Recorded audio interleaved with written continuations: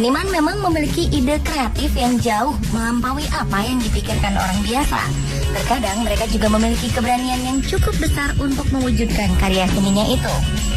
Seperti yang dilakukan beberapa orang berikut ini, mereka mencoba mewujudkan mahakarya berbentuk lukisan di lokasi-lokasi yang tidak biasa atau aneh bagi kebanyakan orang.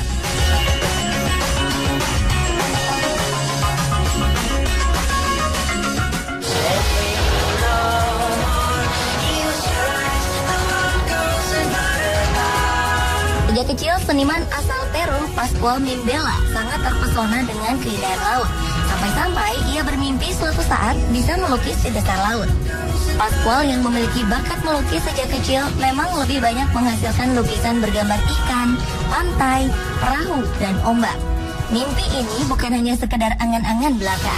Pascual pun mengasah bakatnya hingga menjadi salah satu seniman ternama di Peru. Demi satu mimpinya yang lain, Pascual kemudian mulai belajar menyelam agar bisa berada di dasar laut dalam waktu lama. Ia hendak melakukan aksi melukis di dalam laut. Berbekal peralatan selam dan alat lukis yang lengkap, Pascual pun menyelam ke perairan Pasifik. Di sana, ia menggambar berbagai ikan warna-warni, terumbu karang, serta makhluk laut yang lain. Lukisan yang sudah dikerjakan sejak tahun 2013 itu berjumlah 16 lukisan minyak. Karyanya pun kemudian dipamerkan di alun-alun kota Los Órganos, Peru.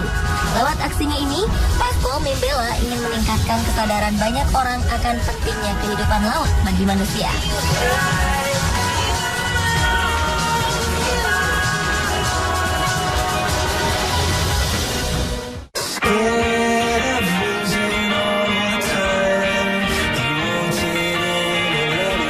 Selanjutnya adalah Andrés Amador yang menamakan dirinya pelukis alam. Andrés menuangkan seluruh inspirasinya di atas pasir pantai.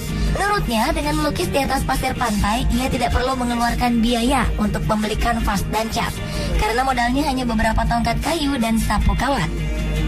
Pelukis yang sangat menyukai pantai ini membentuk gambar-gambar geometris dan bertema alam yang berukuran raksasa di pantai-pantai yang ia kunjungi. Mengingat pantai memiliki waktu pasang naik dan surut, Andrés harus mempelajari kapan waktu yang tepat baginya untuk membuat mahakaryanya yang bersifat sementara itu. Jika ingin melukis, Andrés harus mempersiapkan diri pagi-pagi sekali sebelum matahari terbit.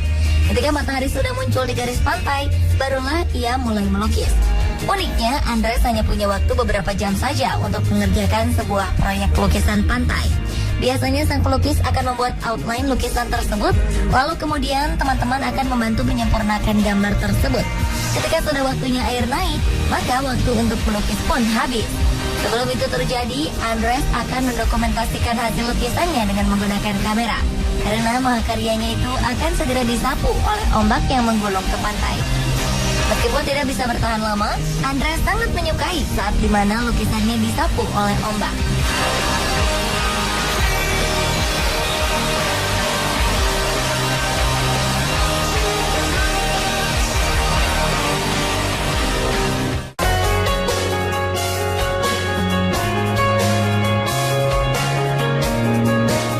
Melukis di tempat tak lazim lainnya adalah melukis di sawah seperti yang terjadi di Jepang. Sawah-sawah tersebut akan membentuk gambar-gambar indah seperti yang Anda lihat sekarang. Ini bukan sebuah rekayasa komputer dengan latar belakang sawah, tetapi lukisan asli yang dibuat di tengah areal persawahan.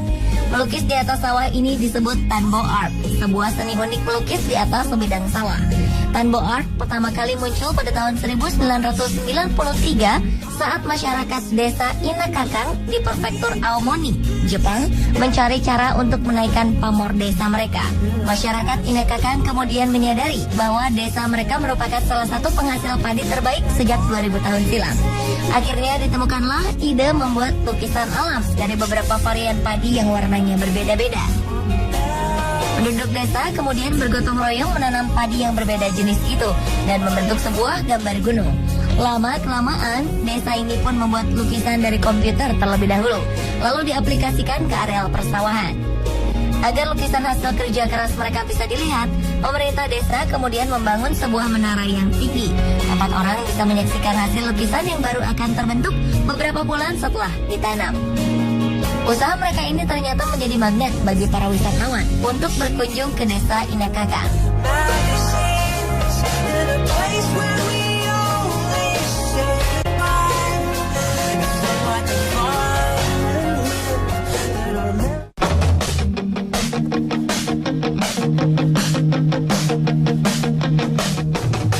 Jika di Jepang ada tradisi melukis di sawah, masyarakat Yunan di Cina memiliki tradisi melukis di tubuh kerbau.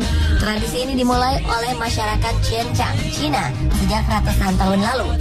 Dahulu, kerbau milik penduduk sering menjadi mangsa harimau. Hingga suatu saat, seekor kerbau tertangkap oleh harimau ketika berada di dalam kelompoknya.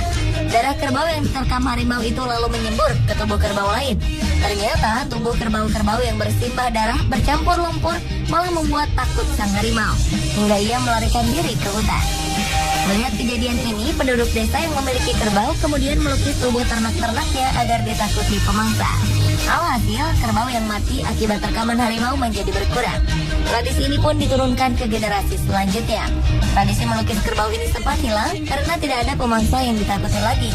Namun, beberapa tahun belakangan, tradisi ini mulai dikembangkan dengan diadakannya festival melukis tubuh kerbau. Festival ini diadakan di Provinsi Yunnan dan diikuti oleh ratusan peserta dari berbagai negara. Bagi pecinta hewan, jangan khawatir, cat yang digunakan pada kerbau merupakan cat alami yang aman bagi kulit kerbau.